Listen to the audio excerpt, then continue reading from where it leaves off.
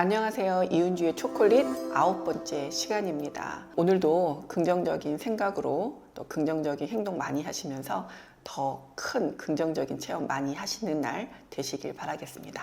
오늘은 이은주의 초콜릿 섭식 장애로 고통받고 계시는 여성분의 사연 말씀드리고 그분에게 도움이 되는 치료 방법 소개시켜 드리도록 하겠습니다.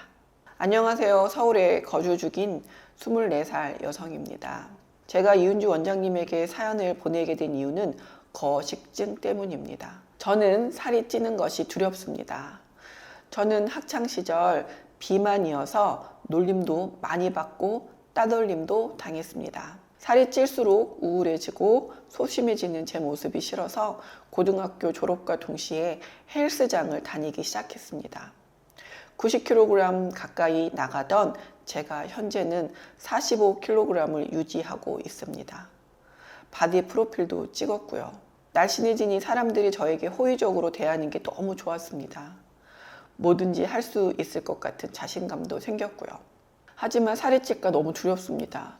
현재 체중은 45kg이지만 거울에서 보는 제 모습은 여전히 90kg처럼 보입니다. 그래서 밥을 먹으면 바로 화장실 가서 토를 합니다. 살찌는 게 너무 싫어요. 죽기보다 싫습니다. 병원에서는 토하는 습관 때문에 식도도 많이 상했고 위도 안 좋아졌다고 하더군요. 하지만 그렇게 하지 않으면 다시 예전으로 돌아갈 것 같아 두렵습니다. 이은주 원장님, 저도 제가 잘못된 건 알지만 고치기 쉽지 않습니다. 그래서 원장님에게 도움을 요청합니다. 도와주세요. 네, 이분은 이제 우리가 흔히 알고 있는 섭식 장애로 고통받고 있는 분입니다. 섭식 장애는 급식 및 식이 장애라는 용어로 불리우기도 합니다. 이 여성분 참 괴롭겠죠. 먹는 것을 즐겨 하지 못하니 말입니다. 그리고 먹는 그 자신의 모습에 대해서 좋아하지 않는 것이 가장 큰 문제겠죠. 이 섭식장애에 대한 원인을 잠깐 말씀드리도록 하겠습니다. 섭식장애는 보통 대개는 관계 문제가 원인인 경우가 많습니다. 특히 어머니와의 관계가 안 좋은 경우들이 상당히 많습니다. 즉, 엄한 어머니에게서 굉장히 억압을 많이 받아서 본인이 순응적이긴 하지만 그 내면에는 전혀 순응하지 못하는 그런 마음이 있는 거죠. 그래서 사실 이게 좋은 상호작용이라고 하는 거는 관계에 있어서 좀 억압을 당하고 있으면 좀 표현을 하는 게 좋거든요. 근데 그렇게 하지 않고 본인 스스로가 억압을 하고 오히려 표현을 먹는 것으로 표현을 하는 거죠. 먹는 거에다가 토를 하고 또 먹는 그 자신의 모습을 좋아하지 않는 그런 굉장히 안 좋은 악순환이 되는 그런 이유들이 상당히 많습니다. 또 자신의 모습에 대해서 수용하지 않는 것도 원인 중에 많이 있습니다. 그래서 자신의 현재 모습에 대해서 과도하게, 그러니까는 보편적인 시각은 아닌 거죠. 근데 이 과도함이라는 게 뭐냐면 건강을 해칠 만큼 살이 빠져 있는 거죠. 24살인데 45kg은 사실 상당히, 물론 키 같은 걸 좀 고려해야겠지만 문제가 될 수 있습니다. 그래서 현격하게 체중이 저하. 그나마 이 보내주신 사연분은 본인이 다이어트를 했다는 거는 이제 통제의 경험이 있는 건데, 보통 식이장애인 분들은 이렇게 다이어트를 뭐 꾸준하게 하거나 이런 게 아니라 그냥 먹지 않고 그 다음에 먹는 걸 다 토해내고 이런 행위를 통해서 누가 봐도 너무 말랐다. 그래서 건강을 해치는 거죠. 그래서 월경불순도 있고 뭐 예를 들어서 심리적인 문제도 있죠. 굉장히 짜증도 많이 나고 무기력함, 그다음 불면증 이런 부분들도 같이 나타납니다. 또 이제 기억력이나 또 집중력에도 심각한 감소가 증상으로 보여지기도 합니다. 섭식장애의 진단 기준에서 주요한 거 3가지만 살펴보도록 하겠습니다. 일단 내가 과도하게 심각한 체중 감소를 보였는가는 거죠. 체중 감소를 최근 예를 들어서 3개월 이내에 성인인데 뭐 39kg 뭐 예를 들어서 이런 걸 호소하고 있는지, 또는 심각한 영양 결핍을 지금 경험하고 있는지, 그리고 위와 관련된 우리가 음식으로 먹는 게 아니라 약에 의존하면서 살아가고 있는지, 그 다음에 그럼으로 인해서 아까 불면증이라든지 이런 뭐 불안이라든지 이런 집중력의 문제 같은 정신 사회적 기능에 굉장히 지금 본인이 안 좋은 기능을 갖고 있다든지, 이 세 개 중에 하나에 해당이 되면은 섭식장애나 급식 및 식이장애로 보시면 되겠습니다.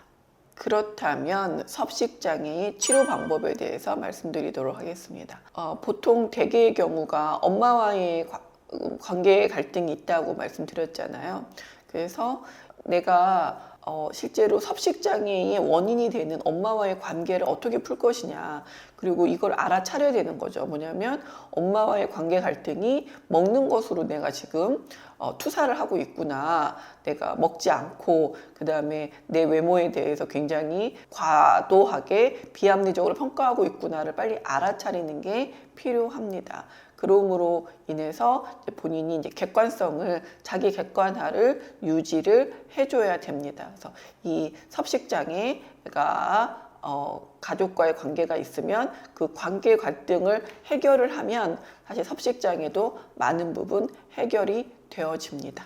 그리고 섭식장애인 분들이 본인은 불편해하지 않는다라고 보고를 하는데 실제로는 불편해하는 사람들이 있어요. 근데 이렇게 보고를 하세요. 섭식장애 있는 분들이 저는 엄마가 불편하지 않는데요 라고 말하는데 이렇게 말하죠. 엄마가 절 불편해해요. 이렇게 말씀하시는 경우가 있거든요. 그러니까 이제 그런 부분들까지 봐야 된다는 거죠. 잘 인지를 못하고 있는 부분들인 거거든요. 그러면 내가 불편해하지 않더라도 타인이 나를 불편해한다라고 생각되는 그 대상이 누군지가 봐야 되는 거죠. 그런 분들로 인해서 내가 지금 영향을 받고 있는 건지, 그건 내 문제니까요. 그래서 이 치료 방법에 있어서 가장 근본은 나의 대인관계를 살펴보는 방법, 그 다음에 나의 자존감을 높여야 되는데, 그러려면 나를 있는 그대로 수용하는 거, 나 자신을 사랑하는 거, 그게 굉장히 중요하겠죠. 섭식장애를 내 주변 가족이나 주변 분들이 앓고 계신다면 그분의 가족이나 그분의 주변 분들은 이분이 나의 조언을 통해서 이분이 개선되는 건 아니거든요.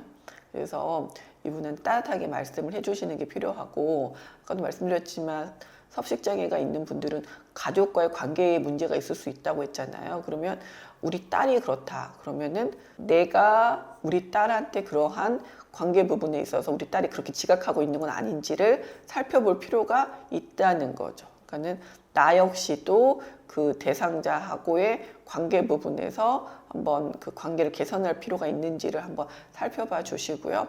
이분도 마찬가지로 전문가를 추천해 주시거나 전문가를 찾아가 볼 수 있도록 격려해 주시고 도와주시는 게 필요합니다.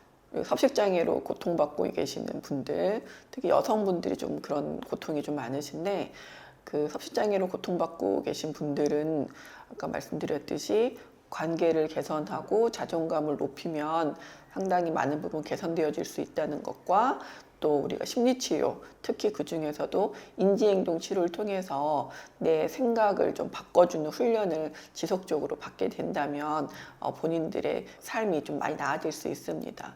덧붙여서 그 섭식장애로 고통받고 계신 분들한테 여러 가지 그 먹는 것에 대한 굉장히 중요성을 제가 말씀을 드리기 위해서 책 한 권을 소개해 드릴 건데요. 그건 절제의 성공학이라고 하는 일본에서 굉장히 유명한 그 미즈노 남보쿠라고 하는 관상학자 선생님이 계시거든요. 그분의 책을 소개해 드리면서 이 코너 마치도록 하겠습니다. 아래 보이는 메일 주소로 여러분들의 고민 보내주시면 감사하겠습니다. 감사합니다.